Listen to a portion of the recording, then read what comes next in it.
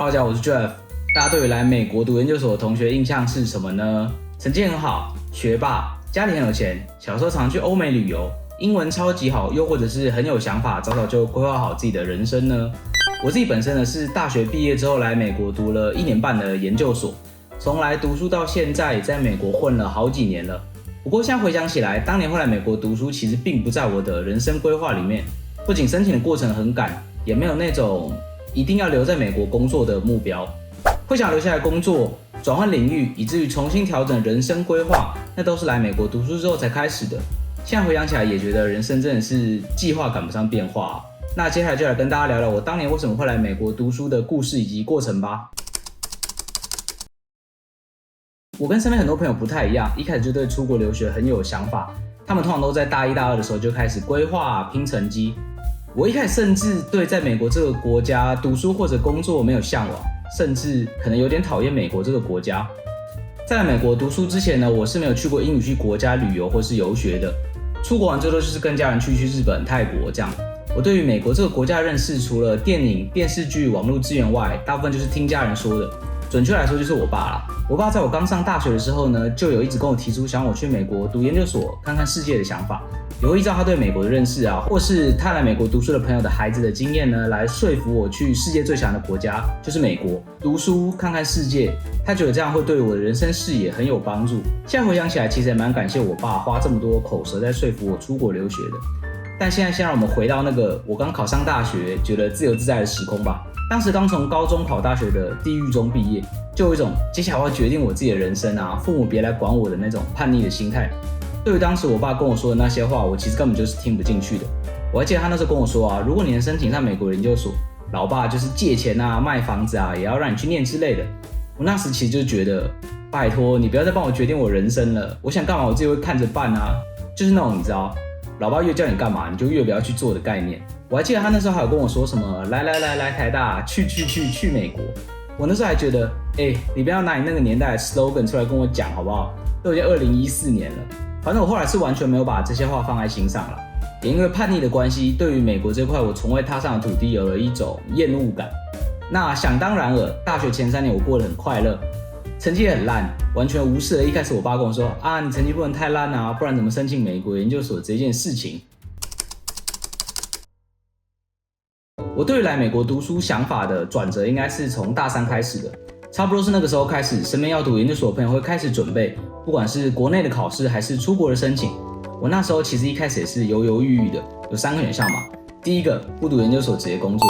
第二个就是直接读台湾的研究所，第3个就是出国读书。这3个选项我迟迟没有办法有结论。后来我开了台湾的人力银行，发现没有研究所学历，第一份工作会很难找啊，才把第一个选项删掉。至于要准备台湾的研究所还是出国读书呢？当时我就一直没有一个定论，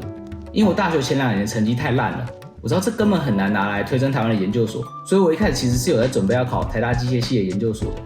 至于出国留学，我除了有去了解一下出国读书需要准备什么检定考试，看了一些学校的官网之外呢，当时就没有继续深入准备了。反正整个就是没有下定决心，不知道自己在干嘛的状态就是了啦。后来到了大4，因为女生没有兵役的问题嘛，所以已经可以听说一些女生同学把英文检定考完了，出国留学申请表都送出了。至于要推甄台湾研究所的同学呢，也大致上都跟教授谈好了，大概都知道会不会上。这时候我开始觉得我人生有种原地踏步的感觉大家早就开始准备了。我之前的大学生活好像过得太爽了。我除了大3、大4有把成绩弄好一点之外呢，在其他部分算是没有进步也没有进度。后来我还是在大4上结束的时候去考了台大研究所，最后没有考上。确定没有考上的时候呢，已经是大4下学期开始了吧。当时有曾经想过，不然就再考1年啊。但是后来在跟家人讨论的时候啊，他们就跟我说，还是你就是出国试试看，毕竟重考1年也是要花费不少时间。如果到时候没有考上的话，就等于又空转了1年。去美国读书，如果选校策略正确的话，一定会有保底的学校读，而且更重要的是去美国体验一下留学生的生活和看看那边的世界。我也是在这个时候下定决心要去美国的。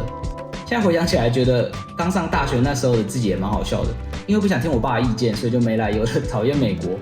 后来算是有点走投无路了，才发现美国也是一种选择。查了资料，了解了美国学校之后，才知道自己之前那些没来由的讨厌美国的心态是很幼稚的。美国的机会确实比台湾多，但也确实需要更努力。以前我在台湾就太混了嘛，只能说还好还有机会让我努力，这次我有把握好机会，最后成功来美国读书以及找到工作。我记得那时候是2018年的3月，如果要申请2019 Fall 开学的学校的话，工程学院的申请通常要在2018年的9月到2019年的1月左右递出申请表，通常会在3月到5月放榜。当时的我托福没考 ，GRE 没考，成绩很差，对学校的排名和课程呢也都没有太深入的研究。我只知道以我当时的条件，如果我想要去综合排名高一点学校，我必须要申请机械系，申请电机系或是 CS 的话，一定会全军覆没的。所以在这段时间，我就开始了如火如荼的准备。前一次这么认真准备考试，应该是高中考大学的时候了吧？回想起来，真的很感谢我的家人支持我，没有对我念东念西的，而是相信我一定会成功去美国留学。我记得我在4月报了托福和 GRE 的密集补习班，花了1个月补习和疯狂读英文之后就去考试了。我很不争气的 GRE 和托福各考了2次才达到留学申请的门槛。当我完成这些英文考试的时候，已经是7月还是8月了吧？距离申请季已经非常非常接近了。然而，这时候我要面对的是更大的问题，那就是我很惨的大学 GPA， 而且这个成绩还是在我大3、大4成绩变好之后的平均分数。我记得在 4.3 制的评分下，我是 3.33 分。为了成绩好看一点，我还申请了 WS 的成绩认证，这样会让我的成绩变成 3.43， 还是不太好吧？尤其是你看到 PTT 留学板上各种中低 GPA 的申请心得，他们的成绩都至少还有 3.6， 那我这个连中低 GPA 都比不上的超低 GPA， 真的申请得到理想的学校吗？那时候其实困扰了我一阵子，不过后来我就想通了啦，反正成绩你也不能回到过去去改变了嘛，那就认真写申请资料吧，这是唯一的方法了嘛。我申请的时候投了大概10间学校，我印象中是2间梦幻学校，就是高几率不会上的，买个梦想的；6间是有机会上的，剩下2间就是保底会上的学校。当时就是参考了留学榜和一些美国学校的排名来做选择的，大部分都是东西岸的学校，这也有一部分是跟家人讨论的结果啦。准备资料的时候呢，每一间学校我都有好好的客制化每家的 SOP 和履历。我当时查了每一个学校我有兴趣的课程，从教材到教授到实验室，去客制化每一份申请资料，算是花了蛮多时间和心力的啦。当时就是一个不成功变成人的态度吧。后来我在2019年的1月投完了所有的申请表，大概在2月、3月陆续收到结果。